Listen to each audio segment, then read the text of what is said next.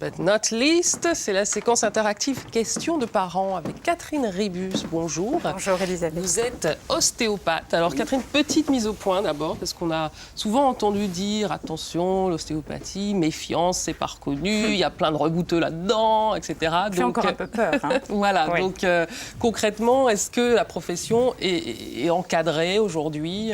Oui, alors ça y est, enfin, on l'a attendu longtemps, on s'est beaucoup bagarré pour. En 2002, il y avait l'annonce d'une reconnaissance, mais ça a pris encore un petit peu de temps, ça a mis 5 ans pour pouvoir mettre au point les décrets, c'est-à-dire qui peut être ostéopathe, quelle école, quelle formation, ce qu'on a le droit de faire, pas faire. Voilà, ça y est, en juillet 2007, les décrets sont tombés, donc maintenant, aujourd'hui, nous existons officiellement. Et avec des écoles agréées, un diplôme reconnu, enregistré. Mais toujours pas remboursé. Alors ça, c'est la reconnaissance sécurité sociale. Voilà, on n'est pas dans la bonne période ne sont pas remboursés. Voilà. de société pour avoir des remboursements. Pas le moment. Enfin, donc on va prendre une première téléspectatrice au téléphone. Élise, bonjour.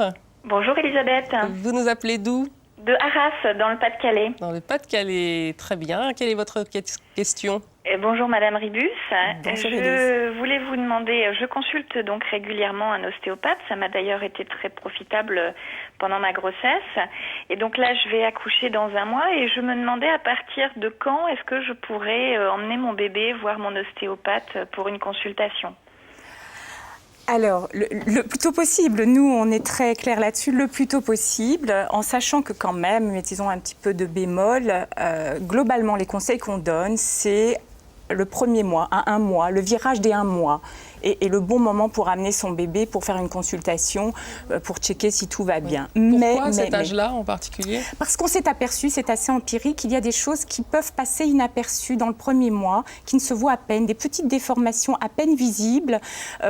Souvent les mamans disent il allait bien, il dormait bien, il mangeait bien, et les choses semblent un petit peu prendre un virage difficile. Tout à coup, les colites apparaissent, la régurgitation qui était moyennement viro-reflux, et c'était pas très net, et ça apparaît nettement. Donc quand il n'y a pas de signaux d'alerte importants, on aime bien attendre les 1 mois pour avoir une bonne visibilité.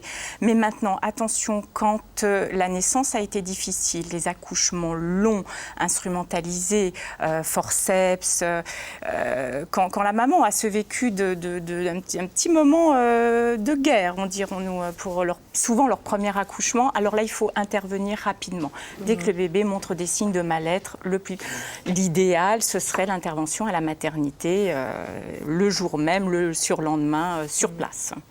Merci beaucoup, Élise, pour votre question. Merci à vous. Au revoir. Au revoir. Une question m'est arrivée sur notre site internet maintenant de Marie-Pierre qui habite à Caen et qui est la maman d'Otis qui a 5 ans.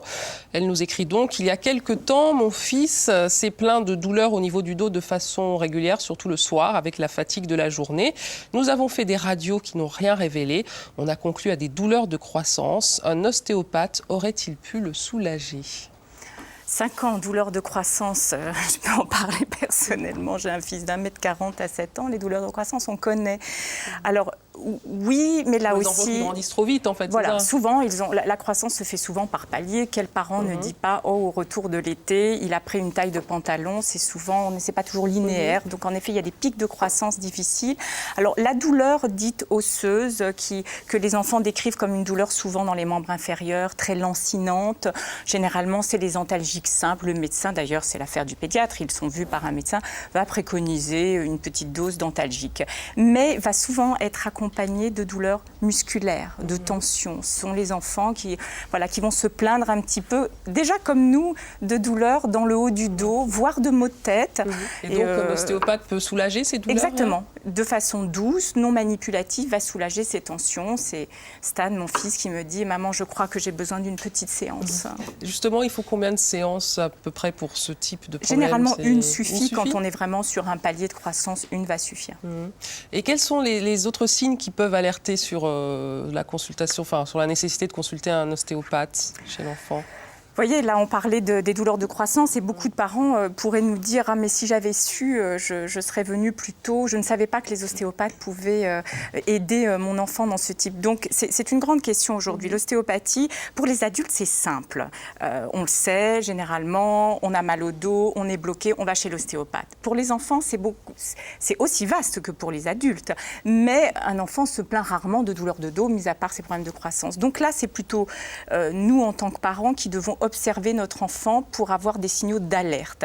Alors, je vais essayer de donner un grand panorama. Est-ce que les pédiatres peuvent jouer un rôle? Est-ce qu'ils quand ils sont bien informés, chez l'ostéopathe? Voilà, quand ils sont déjà quand ils sont pro-ostéopathie, quand on a pu dialoguer et s'informer, on leur donne en quelque sorte, quand ils n'ont pas les clés justement, en disant attention, quand vous voyez telle chose et telle chose, pensez à nous, parce que voilà, on est une jeune profession, même si on existe depuis longtemps.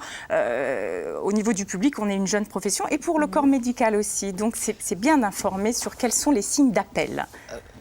Et justement, vous disiez jeune profession. Comment choisir son ostéopathe quand on sait en plus qu'il y a beaucoup de jeunes qui démarrent aujourd'hui? Alors, l'avantage de la reconnaissance aujourd'hui, c'est que donc maintenant nous sommes entre guillemets encadrés. Nous avons un titre, est délivré par la DRAS un titre, un droit d'user du titre d'ostéopathe. Donc aujourd'hui, ils ont fait des écoles ou une formation à temps plein après bac ou post-kiné, et ils ont normalement un diplôme ou ce papier délivré par le ministère disant que nous sommes ostéopathes.